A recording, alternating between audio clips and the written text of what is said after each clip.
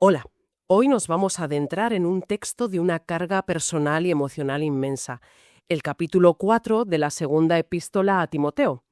Es, en muchos sentidos, el testamento espiritual del apóstol Pablo, sus últimas palabras escritas. Así es. Y la fuente que vamos a usar para desentrañarlo es un comentario exegético muy detallado. Lo fascinante es que estos versículos fueron escritos desde una prisión en Roma. Pablo sabe que su ejecución es inminente, así que cada palabra está cargada de significado. Exacto. Y nuestra misión aquí es doble. Por un lado, entender el encargo final que le hace a su discípulo, Timoteo.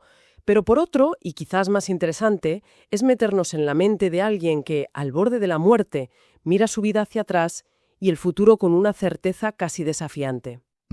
Vamos a explorar esa mezcla de solemnidad, de afecto, de soledad y, sobre todo, de una esperanza inquebrantable. Es un documento profundamente humano. El comentario lo estructura en 5 partes muy claras que seguiremos. El encargo a Timoteo, la reflexión personal de Pablo, luego una serie de peticiones muy terrenales, un relato de su defensa ante el tribunal y los saludos finales. Vale. Cada sección nos revela una faceta distinta de Pablo en sus últimos momentos. Pues empecemos por el principio, porque el texto arranca con una fuerza que impresiona. Pablo no le pide algo a Timoteo, literalmente lo conjura. Usa una fórmula increíblemente solemne, en la presencia de Dios y de Cristo Jesús, que ha de juzgar a vivos y muertos. ¿Por qué empezar con un tono tan elevado, casi dramático? Pues porque quiere dejar meridianamente claro que lo que va a decir no es un consejo de amigo, es un mandato de una importancia capital. El comentario subraya que esa solemnidad se ancla en 2 ideas cósmicas. A ver. Primero, la mención del juicio a vivos y muertos, que se refiere a los que estén vivos en la segunda venida y a los que ya hayan muerto. Y segundo, la referencia a la futura manifestación de su persona y de su reino. Con esto, Pablo saca su encargo del ámbito de lo personal y lo sitúa en un marco eterno. ¡Claro! Le está diciendo a Timoteo, esto que te pido tiene implicaciones que van mucho más allá de nosotros dos. Y el corazón de ese mandato es proclama la palabra. Me ha llamado mucho la atención que el comentario profundice en el término griego que se usa aquí. Keruxon. ¿Qué matiz nos da esa palabra? Nos da un matiz crucial. Keruxon está relacionado con Kerux, que en el mundo antiguo era un heraldo. No era un filósofo que debatía ideas, era un mensajero oficial que pregonaba edictos de un rey. O sea, que el edicto no era suyo. Exacto. No era suyo y no estaba sujeto a debate. Su única misión era proclamarlo con claridad y autoridad. Así que Pablo está diciendo a Timoteo, tú no eres el autor del mensaje, eres el embajador, proclámalo. Esa imagen del heraldo lo cambia todo. No es comparte tus ideas, es anuncia este decreto. Y le dice que lo haga a tiempo y a destiempo. Esto suena un poco a ser inoportuno, ¿no? A dar la lata. Sí, es una frase que se puede malinterpretar. Pero el comentario aclara que no se trata de ser molesto o de no tener sensibilidad social. Significa estar preparado para aprovechar cada oportunidad que se presente, sea conveniente o no. Entiendo. La idea es que para aquellos que se resisten a la verdad, en realidad nunca es un buen momento para escucharla. Así que el predicador no puede esperar a que las condiciones sean perfectas. Ya. Hay una urgencia detrás de todo esto. Y el propio texto nos da la razón de esa urgencia, y es bastante sombría. Habla de un tiempo futuro en que la gente no soportará las sanas enseñanzas. Efectivamente. Y Pablo diagnostica la causa. La gente no buscará la verdad, sino que se regirá por sus propios gustos y caprichos. El comentario hace un análisis muy interesante de la expresión sana enseñanza. El griego es ugianuses. Una palabra de la que deriva nuestro término higiene. O sea que, en cierto modo, Pablo está hablando de una especie de higiene espiritual. La falsa doctrina sería como la comida basura para el alma. Es una analogía perfecta. Es la enseñanza que promueve la salud espiritual. Y la gente, dice Pablo, la rechazará. En su lugar buscarán maestros que les halaguen los oídos. ¡Uf! La metáfora griega es brillante. Habla de un prurito por oír, como un picor que necesitas rascar con novedades, con cosas que entretengan o que confirmen lo que ya quieres creer, pero no con algo que te transforme o te desafíe. Esto me recuerda a una anécdota muy honesta que el autor de nuestro texto fuente comparte. Cuenta que una vez dio un sermón sobre curiosidades del fin del mundo, temas muy especulativos, y que nunca le habían felicitado con tanto entusiasmo. Claro, Y dice que en ese momento se dio cuenta de que algo iba mal, de que había caído en la trampa de halagar los oídos. Es el ejemplo perfecto del peligro que Pablo anticipa. El resultado final de esa actitud, según el versículo 4, es que la gente aparta el oído de la verdad y se vuelve a las fábulas, a los mitos, muzos en griego. Ya. Y ante este panorama, bueno, desolador, la instrucción de Pablo a Timoteo es tajante y personal. Tú, en cambio, no pierdas la cabeza. La exhortación es a mantener el autocontrol, a aguantar las dificultades y a cumplir la misión, en un contraste radical con la frivolidad de esa gente. Y una vez que le ha dado a Timoteo esta orden tan solemne, tan cargada de futuro, es como si Pablo se detuviera a hacer balance de su propia vida. La perspectiva cambia por completo. Sí, el foco gira 180 grados, de Timoteo a él mismo, y describe su situación en 3 tiempos: presente, pasado y futuro. Para hablar de su muerte inminente en el versículo 6, usa 2 metáforas sobrecogedoras. A ver, cuéntame. Esa primera imagen de la libación es muy potente, muy solemne. ¿Qué es exactamente? Estoy a punto de ser derramado como una libación. En los sacrificios del mundo antiguo, tanto judíos como paganos, la libación era el acto de derramar una copa de vino sobre el altar justo antes de inmolar a la víctima principal. Ah, claro. Era el comienzo del fin del sacrificio. Pablo ve su vida entera como una ofrenda a Dios, y su martirio es ese acto final, esa libación de su propia sangre, que para él ya ha comenzado con su encarcelamiento. ¡Qué barbaridad! Su vida es el sacrificio, y la muerte es solo el último sorbo de vino derramado. ¿Y cuál es la segunda imagen que usa? Porque entiendo que no se queda ahí. La segunda es la de soltar amarras. La palabra griega es analúseos, que se usaba para levar anclas de un barco o para desmontar una tienda de campaña. Se ve a sí mismo como un barco que ya ha zarpado, o un viajero que ya ha recogido el campamento. El proceso de partir hacia la eternidad ya está en marcha. Y después de describir este presente tan crudo, llega esa frase que es casi de película, una de las más famosas de la Biblia. He combatido el noble combate. He llevado a feliz término mi carrera. He preservado intacta la fe. Suena a epitafio, ¿no? A misión cumplida. Totalmente. Y aquí la gramática es clave. Pablo usa 3 verbos en pretérito perfecto, lo que indica en griego una acción completada en el pasado, pero cuyos resultados perduran en el presente. Para él, esta es una misión cerrada. El primero, he combatido el noble combate. La palabra para combate es agoné, de donde viene nuestra palabra agonía. Se refiere a una lucha atlética, como en los Juegos Olímpicos, un combate con normas y luchado limpiamente hasta el final. No es una pelea callejera, es una competición reglada. Exacto. Segundo, he llevado a feliz término mi carrera. De nuevo, la imagen es atlética.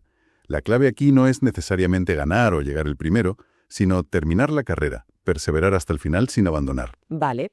Y la tercera es he preservado intacta la fe. Y aquí el comentario abre un debate interesante. A ver, porque instintivamente una piensa en su fe personal, en su confianza en Dios. Pero ¿hay otra forma de leerlo? Sí. La pregunta es si se refiere a su fe personal, un sentido subjetivo, o al cuerpo de doctrina cristiana, la fe, como sistema de creencias, un sentido objetivo.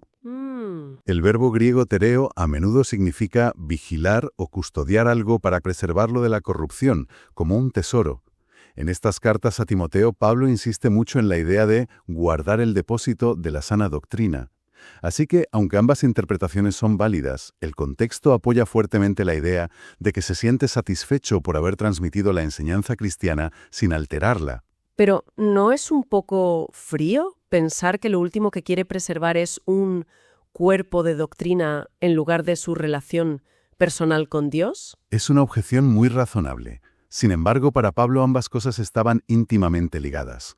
Custodiar la verdad sobre quién es Dios y qué ha hecho en Cristo era la máxima expresión de su fe y amor personal. No las veía como 2 cosas separadas, ¿sabes? Claro. Proteger la doctrina era proteger el camino para que otros pudieran tener esa misma fe personal. Entendido. Y tras mirar al pasado con esa satisfacción, se proyecta al futuro, a la recompensa que le espera, la corona de la justicia. ¿Qué es exactamente esta corona? Es crucial entenderlo bien, porque no es lo que parece a primera vista. La mayoría de los expertos, según nuestra fuente, coinciden en que no es una corona que es la justicia en sí misma, sino una corona que se debe en justicia. Ah, Pero no porque Pablo la haya merecido con sus obras, como si Dios le debiera un pago. Se debe en justicia porque se basa en la fidelidad de Dios, que prometió esa recompensa al que terminara la carrera. El juez, que es Cristo, es justo y no puede romper su promesa. es una distinción muy importante. La recompensa no es un salario, sino el cumplimiento de una promesa divina. Precisamente. El comentario cita una frase brillante de Agustín de Hipona que lo resume todo. ¿A quién podría otorgar la corona el juez justo si no diese primero la gracia al Padre misericordioso? Qué bueno. La recompensa es un acto de gracia que se otorga con justicia porque está ligada a una promesa previa. Y hay un detalle precioso al final de esa frase. La corona no es solo para él, el gran apóstol, sino también a todos los que hayan amado su manifestación. No hay celos ni exclusividad en esa victoria. Exacto. La herencia eterna no disminuye al compartirla. Y fíjate en el requisito. Es para los que aman su venida, no los que simplemente creen en ella o la temen. Es una espera gozosa, un anhelo, no un terror ante el juicio, lo que define al destinatario de esa corona. Y justo después de esta declaración tan majestuosa, casi de victoria cósmica, el texto da un giro de 180 grados y se vuelve increíblemente íntimo y vulnerable. Es como si el superhéroe se quitara la capa y nos mostrara sus cicatrices y sus necesidades más básicas. Es uno de los pasajes más conmovedores, sí. La primera petición es: procura venir pronto a verme. El comentario destaca que en el griego original se acumulan palabras que denotan prisa. Espudoson, el tein, taqueos. Es casi un grito. Un ponte en camino sin demora, ven ya. Eso es. Y la razón es su profunda soledad. Dice que solo Lucas está con él. Otros colaboradores están de misión, pero menciona un caso que parece dolerle especialmente. Demas me ha desamparado por amor de este mundo. Uf, esa frase. El verbo griego para desamparar es el mismo que usa Jesús en la cruz. Dios mío, ¿por qué me has desamparado? El golpe debió ser brutal. Y el contraste es tremendo. Acabamos de hablar de los que aman la manifestación del Señor y ahora además abandona la misión por amor a este mundo. Es la misma raíz del problema que describía antes, ¿no? Los que solo buscan lo que les agrada. Totalmente. Y luego vienen otras peticiones. La que tiene que ver con Marcos me parece alucinante, por la historia que hay detrás. Sí. Toma a Marcos y tráele contigo porque me es útil para el ministerio. Esto es muy significativo porque, como narra el libro de los Hechos, años antes Pablo y Bernabé tuvieron una discusión tan agria por culpa de este mismo Marcos, que había abandonado una misión, que acabaron separándose. Es una lección de liderazgo y de humildad en dos líneas. Desde luego, muestra una reconciliación y una capacidad de perdonar y de reconocer la madurez en otros que es impresionante. Y después de esto, los detalles se vuelven aún más terrenales. Pide el capote que dejé en Troade. Es increíble. Después de hablar de coronas de justicia, te baja a la tierra de golpe con un: por cierto, tráeme el abrigo que tengo frío. Es un detalle que te rompe los esquemas, ¿verdad? Nos recuerda su humanidad de forma muy cruda. El gran apóstol, el gigante de la fe, siente las inclemencias del tiempo en una mazmorra romana. Ya. Y la última petición es igual de reveladora. Y los libros, especialmente los pergaminos. A punto de morir, y su deseo de leer y estudiar no se apaga. Es fascinante. El comentario especula que los libros, que serían rollos de papiro, podrían ser copias de sus cartas, y los pergaminos, más caros y duraderos, podrían ser porciones del Antiguo Testamento o quizás documentos legales para su defensa. Esta mezcla de lo divino y lo profundamente humano continúa hasta el final del capítulo, cuando narra su experiencia en el tribunal. Sí, y de nuevo vemos la mezcla de dolor y confianza.